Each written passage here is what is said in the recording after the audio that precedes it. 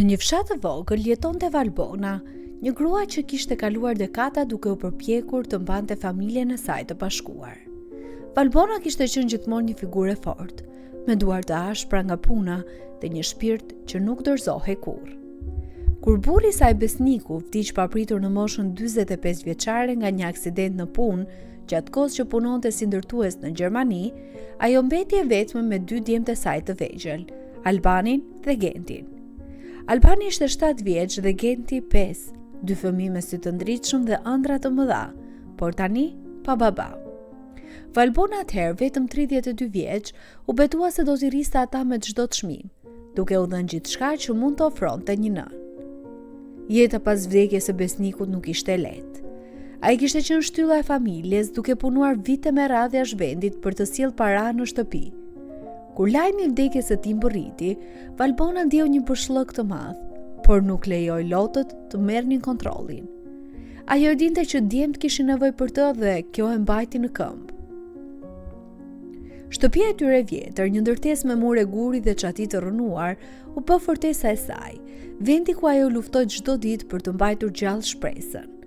Besniku kishte lënë pas pak kursime, por ato u shpenzuan shpejt për nevojat bazë, ushqim, rroba dhe libra për shkollën e djemve. Valbona filloi të punonte kudo që mundej. Mblidhte fruta në kopshtet e fshatit gjatë verës, qepte rroba për fqinjit gjatë dimrit dhe madje ndihmonte në pastrimin e shtëpive të atyre që kishin pak më shumë mundësi financiare. Ndonjëherë ajo rrinte zgjuar deri vonë duke punuar me një llamp vaj, sepse energjia elektrike në fshat vinte rrallë. Djemtë e saj, Albani dhe Genti, e shihnin këtë dhe e ndihmonin sa mundeshin, duke mbledhur dru në pyll, duke sjell ujë nga pusi apo duke ndihmuar me detyrat e shtëpisë. Në mbrëmje të 3 rrinin rreth një tavoline të vogël druri, duke ngrënë supë të thjeshtë me bukë të thatë, por Valbona gjithmonë gjente një mënyrë për t'i bërë të qeshnin. Ajo u tregonte histori për Besnikun, për ditët kur ai kthehej nga Gjermania me dhurata të vogla dhe premtime për një jetë më të mirë. Vitet kaluan dhe djemtë u rritën. Valbona sigurua që ata të shkonin në shkollë dhe kur kjo do të ndodhte, të hiqte dorë nga nevojat e saj personale. Ajo blinte libra të dorës së dytë, i çonte në qytet me autobusin e vjetër për të ndjekur kurse shtesë dhe madje u mësoi atyre si të punonin tokën që kishin pas shtëpisë. Albani, i cili ishte më i qetë dhe i menduar, tregoi talent për matematikë dhe shkenca, ndërsa Genti, më energjik dhe i hapur, kishte një aftësi të natyrshme për të riparuar gjëra, nga biçikletat e vjetra deri te radioja e prishur e shtëpisë. Valbona inkurajonte të dy, duke u thënë se ata mund të arrinin gjithçka pavarësisht vështirësive. Kur Albani mbushi 18 vjeç dhe Genti 16, Valbona filloi të ndjente lodhjen e viteve. Duart e saj ishin të deformuara nga artriti dhe shpatullat i dhimbnin nga puna e rëndë. Por ajo kur nuk ankua para djemve. Ajo donte që ata të shihnin një nën të fortë, një grua që nuk thyhej. Në atë kohë fshati po ndryshonte. Të rinjt po largoheshin drejt qyteteve ose jashtë vendit, duke kërkuar një jetë më të mirë. Albani dhe Genti, tani të rritur, filluan të ndërronin për të njëjtën gjë. Albani u regjistrua në një universitet në Tiranë për inxhinieri, ndërsa Genti gjeti punë si mekanik në një qytet afër. Valbona i mbështeti duke u dhënë çdo qindark që kishte kursyer për t'i ndihmuar të niseshin. Megjithatë, largimi i djemve solli një heshtje të rëndë në shtëpinë e vjetër. Valbona mbeti e vetme me muret që i kthenin një honën e vetmisë dhe çatin që pikonte sa herë binte shi. Ajo priste letra ose telefonata nga djemt, por ato vinin rrallë. Albani shkruante ndonjëherë duke treguar për studimet dhe jetën në qytet, ndërsa Genti dërgonte ndonjë mesazh të shkurtër për të thënë se ishte mirë. Vizitat e tyre ishin edhe më të rralla, ndoshta një herë në vit, për festa ose ditëlindjen e saj. Valbona e kuptonte se ata kishin jetën e tyre tani, por zemra i dhimbte çdo herë që shikonte shtretërit bosh të djemve dhe tavolinën kur dikur hanin së bashku. Kur Albani u bë 28 vjeç dhe Genti 26, Valbona filloi të shpresonte se ata do të ktheheshin për të krijuar familjet. Ajo ndërronte të ishinte të martuar me fëmijë që do të sillnin jetë në shtëpinë e saj të vjetër, por kur i pyeti për planet e tyre, përgjigjet e tyre tronditën. Albani, tani një inxhinier me një punë të mirë, tha se nuk ishte kohë për martesë dhe se donte të përqendrohej te karriera. Genti, i cili kishte hapur një dyqan të vogël riparimesh, tha se preferonte të jetonte i lirë dhe nuk donte të lidhe me askënd. Asnjëri nuk tregoi interes për të kujdesur për të, për ta marrë atë në qytet apo për të riparuar shtëpinë ku ishin rritur.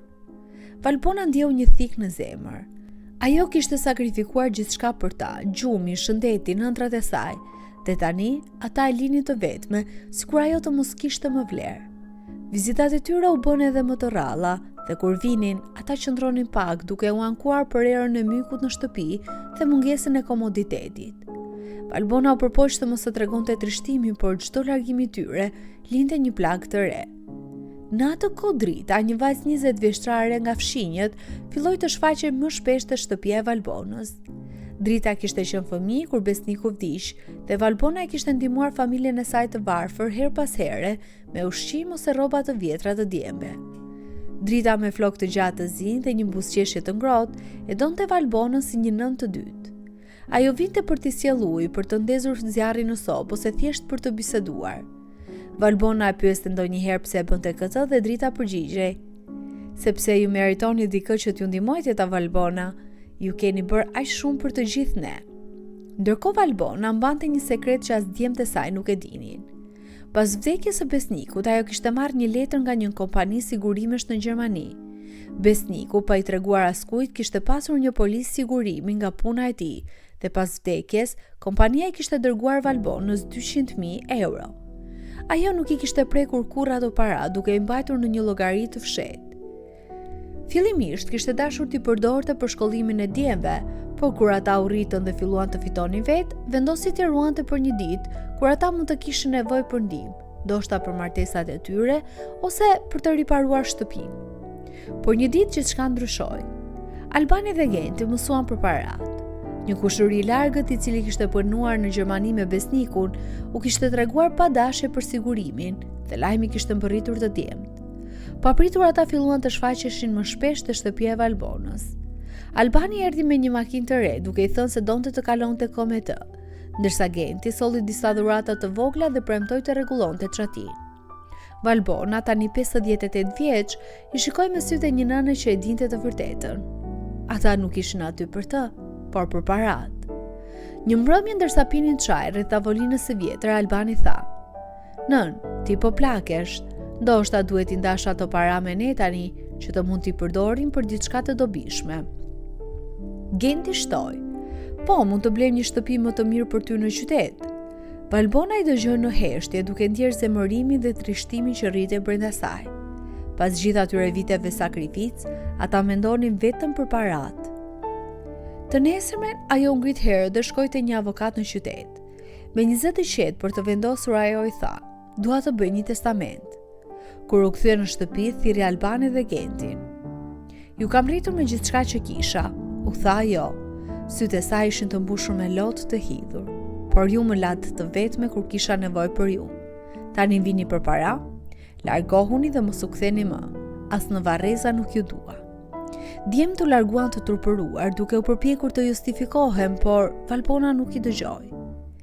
Vitet e fundit të jetës së saj, Valbona i kaloi në një qytësi të brisht, me Dritën si shoqërinë e saj të vetme dhe të çmuar.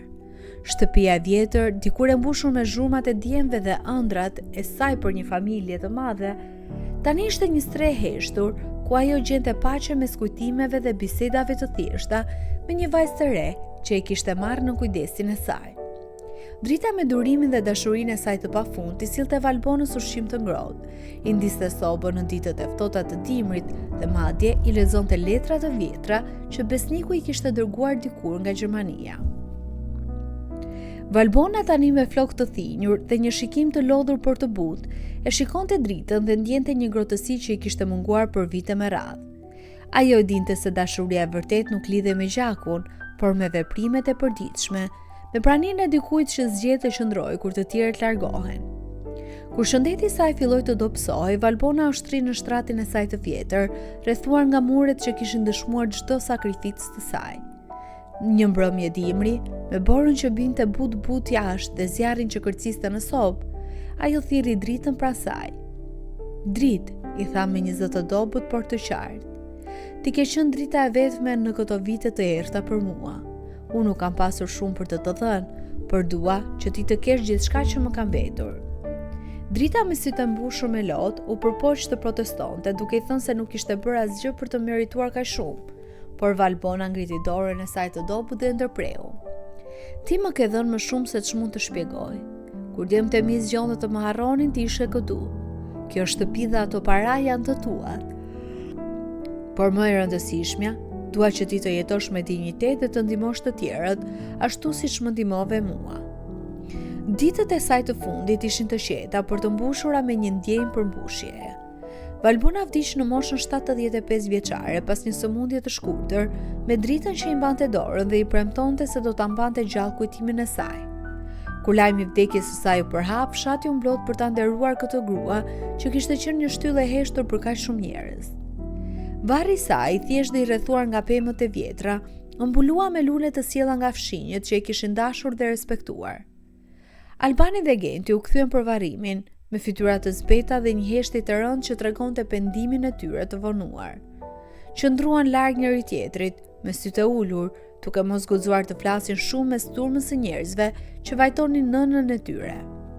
Drita nga ana tjetër qau për ditë me radhë pas vdekjes së Valbonës, jo për pasurinë që i kishte lënë, por për humbjen e gruas që i kishte trajtuar si nën. Me parata ajo rinovoi shtëpinë e vjetër, duke kthyer atë në një vend të ngrohtë dhe mikpritës, me mure të lyera arishtas dhe një çati të re që nuk pikonte më. Hapi një dhomë të vogël si bibliotek fshati, ku fëmijët mund të lexonin libra që Valbona dikur u blinte djemve të saj. Çdo vit në përvjetorin e vdekjes së Valbonës, Drita vendoste lule mbi varrin e saj dhe përshpëriste. Faleminderit e to Valbon, që më mësove çfarë do të thotë dashuri. Unë do të jetoj ashtu siç do të doje ti, me zemër të hapur dhe duar që ndihmoj. Fshati respektoi Dritën jo për pasurinë, por për modestinë dhe mirësinë e saj. Ajo ndihmoi familjet në nevojë, pagoi për shkollimin e disa fëmijëve të varfër dhe mbajti gjallë shpirtin e Valbonës në çdo gest të saj. Shtëpia e vjetër, dikur simboli i vetmisë, u bë një qendër e ngrohtësisë dhe bashkimit për të gjithë ata që kishin nevojë për një dorë. Drita kurrë nuk u martua, duke zgjedhur të jetojë vetme, por e rrethuar nga dashuria e komunitetit që e konsideronte atë si një bijë të Valbonës. Kjo histori mbeti gjallë në fshat për vite me radhë, një tregim që nëna tu tregonin fëmijëve të tyre si një mësim për dashurinë dhe humbjen. Albani dhe Genti u harruan gradualisht. Emrat e tyre u zben si era në përkodra, ndërsa Valbona dhe Drita u bën legjenda, një nën që dha gjithçka dhe një vajzë që tregoi se dashuria e vërtet nuk ka çmim. Në fund, Valbona la pas më shumë se sa para dhe një shtëpi. La një trashëgimi të vlerave, një kujtesë se ata që na duan meritojnë kohën dhe vëmendjen tonë, jo vetëm kur mund të përfitojnë prej tyre.